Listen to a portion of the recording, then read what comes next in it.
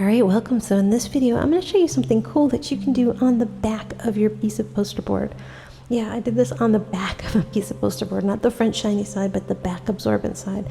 And you can get different effects if you work on the back. Now, there's some things that you can't do on the back. Some things do work out, especially if you use enough paint so that you don't get a faded look. The back will absorb your paint. So you can see as I'm spraying some colors on here that there's some absorption going on. The paint is sinking in. So I'm just spraying in some colors for the sky. And notice that white, it's almost gone. It's almost sank in. You can hardly see it, but the yellow and the orange are still there. So I've got a little bit of yellow, a little orange, and they're sinking into the paper. They're very faded. But one thing that works really well is when I want to add my mountain, it also sinks in and it doesn't scrape off. So you notice I'm not getting any white streaks in there. So what I've done is I've taken a dish scrubby, it's just the green thing used to scrub your pots, and I dipped it in some black paint and I drew on the shape of a mountain. And I can go in there with my finger and just kind of move that paint around and create a nice strong edge for my mountain if I want. And it sinks into the paper and has a little bit of a different look than if it was on the glossy side. Now you can also do this with paper that just has no gloss. It'll work really great. So now I'm going to need some colors for the highlights and the shadows on my mountain. So to do that, I want my paint to be nice and thick. So I'm spraying it all on. I've got some white, a little bit of fluorescent green, a little bit of blue, a little bit of red mixed with a little bit of maroon, whatever colors you want to use. Generally, you want to have a combination of cooler colors like the white and the green and the blue, and you want to have a combination of warmer colors. In this case, I'm imitating the colors that are in the sky. So I'm going to start out with a little bit of that red and that maroon, and as I apply it, what I'm using there is just a torn piece of poster board. As I apply it on, you can hardly see it, but there's just a little touch of it there, and it'll show up in some of the highlights that I'm adding. So I'm grabbing a little bit of that white, not getting a lot of blue in it, just the white, and with the torn edge of a piece of poster board, I'm just kind of tapping and dragging it on. Now the secret to making nice mountains is tapping and dragging.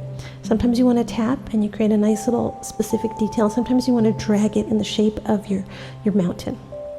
So I'm tapping a little bit on here, and then as I get farther down the mountain, I'm creating the shapes of my mountain by defining it with this white color that I'm gently tapping on and then dragging as I get farther down the mountain. And anywhere I feel like I need just a little bit of an extra highlight, I'll just do a little bit of tapping with that white color, maybe mixed with a little bit of that reddish color. And if I want it to be the shadow side, I can add a little bit of a transparent blue on top. And if I want it to be the highlight side, well, I can add a little bit of a warm color. In this case, I added a little fluorescent orange. And that's really all I need to create a cool mountain. Now I'm going to add a layer of foliage in front of that mountain, but before I do that, I'm going to add some white, just fog, kind of, at the base of the mountain. This mountain may be so high up that it's got some foggy stuff at its base, so I want to make sure I add that before I add in my second layer of land and foliage. So again, with my dish scrubby dipped into some black paint, I'm going to draw different shapes now. I'm not drawing mountains, I'm drawing sort of a little mountain ridge that's closer to me, and I like the scraggly look of the dish scrubby. It's kind of cool. It's like a little bit like Chinese landscape painting. And again, that's that green thing that you use to scrub your pots. I've just torn off a chunk and dipped it into some black paint. And I can also maybe define where some of my trees are going. In this case, I can draw a pine tree by taking the torn edge of a piece of poster board, dipping it into some black paint, drawing the line, the trunk that goes up, and then with either my torn piece of poster board, turning it horizontal, or my dish scrubby, I can tap in some leaves kind of expanding out in that triangular shape that pine trees have going down the mountain. And because I like a little balance, maybe I'll draw another little pine tree on the other side. Sometimes you want to be really definitive and make a big old pine tree, and sometimes you just want to create a little nice sense of balance. Depends on what kind of mood you're in, but look how beautiful those silhouettes of the pine tree look in front of that mountain. You gotta leave that fog there, because if you don't leave that area, that unpainted area with the fog and maybe just a few scratchy little things kind of in the distance, you don't get the same dimension. So that fog is important, it's very graceful, and then you're framing that beautiful mountain that you've created by tapping and dragging paint with a few of these pine trees. Now here's a cool tool. Look in the resources section for how to make it. You fold over the newspaper maybe 4 or 5 times, and then you cut it with a scissors. Cut it in a little curve and then cut it with a scissors. And then you kind of play with all those little newspaper things that you've created and create a puff. So look in the resources section to learn how to do this. And once you've got that newspaper puff that you've created, you've got all kinds of little leaves and little shapes on it, because you've created all those little cuts with your scissors, and they've gone through all the newspaper, and then you've futzed it around with your fingers. So you can create some beautiful foliage using this tool. And I'm going to dip it into some of that paint. Now that paint's been sitting there for a while, thickening up, and I've got my greens and my whites and maybe a little bit of blue in there. So I dip into that with my little newspaper tool, and I make sure that I hold my little tool that I've created in a shape that creates a little semicircle.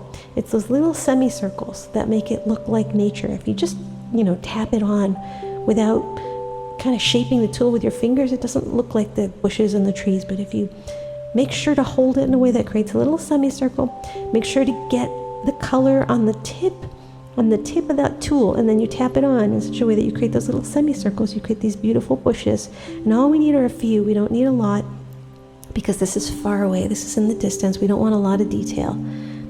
So once I've done that, I can fade it out with a little white again, like a mist underneath, and then I can create another layer of rocks. Now this is a closer ledge. We can begin to see a little bit more detail, a little bit of waterfalls, maybe a stream. But to create our waterfalls, we need some white paint that's been thickened up for a while, and that's been sitting there, so it's nice and thick. I've got a torn piece of poster board. I dip it into my nice thick white paint and just drag it in the shapes of the waterfall. Sometimes they're gonna go whoosh, all down, and sometimes they'll weave around like a stream. You could just improvise whatever you want. Sometimes they'll be very thin little waterfalls up in the distance. Sometimes they're bigger. Sometimes they're real tiny ones. Water will fall wherever it has a chance to fall, and you can kind of define the shape of the land that you're creating by the shapes of the waterfalls. And if you want, you can spray a little transparent color over your waterfalls to make them blue instead of white, or green, or whatever color you want to make them. And you can do a second layer if you want. Like on that stream, I added a little bit more extra white, and then I have blue and white. So there's our waterfalls. And now it's time to lay down some colors for adding in some more foliage. But before we add in our foliage, maybe we want to make our land look just a little bit more leafy, a little bit more like bushy, so we can add a little black with our little newspaper tool just in a few areas to make it bushy. And we can also add in that fog, that when the water is falling down from a waterfall, it falls down and it just turns into a spray. Now sometimes there'll be some junk flying through the air and it gets on your painting. In this case, the wind is blowing. I got a little thing on my painting. I scraped it off with my palette knife, and I continue. Can always put a bush there, no problem. So notice how with my little newspaper tool that I've created, I'm pushing up from the black, pushing up into the green and a little bit into the white. What that does is it gets the black on part of my tool, and it gets the green and the white on the very tip. So that's going to make my bushes have even more dimension, because in a bush you can see that the green, the brighter green, is on the top of that tool. In a bush, the highlight is generally in the top and the shadow is on the bottom, because, well, the top of the bush is shadowing the bottom of the bush. And this is the way that you can create that beautiful, very natural little semicircle of bush. And I'm just shooting up from the black. You can see the sort of the scooting tracks in my paint there. Scooting up from the black, getting just the tip into the green and the white, and then tapping on my bushes wherever I think those bushes are going to go. And it's really up to my imagination how that works. I'm tapping in a whole bunch of little bushes around my stream, like little clumps of bushes growing around the stream, but you can do it in any way you want. You can, however your imagination does it. But look at that beautiful texture that you get with this newspaper tool.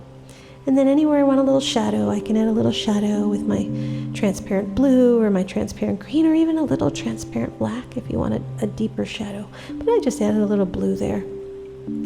Okay, so here's another newspaper tool. You can see I've cut a whole bunch of little fringes. Sometimes, they get too dirty, so you have to make another one.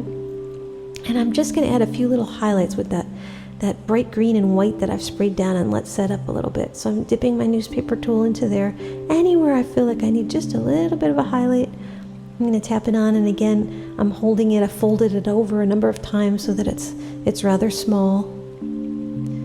It's not the whole big tool. It's not a big pom-pom. It's whatever size I want it to be, and I'm just adding in a few more bright details there so it's not too monotonous.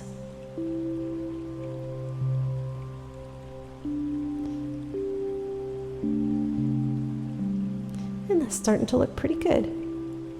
Now my paint is drying out in some areas, so I have to make sure that I get into the wet paint to create a nice bright light. And then if I want to, I can spray a little transparent color over it, like a little bit of green, to kind of blend it all together, bring it all together.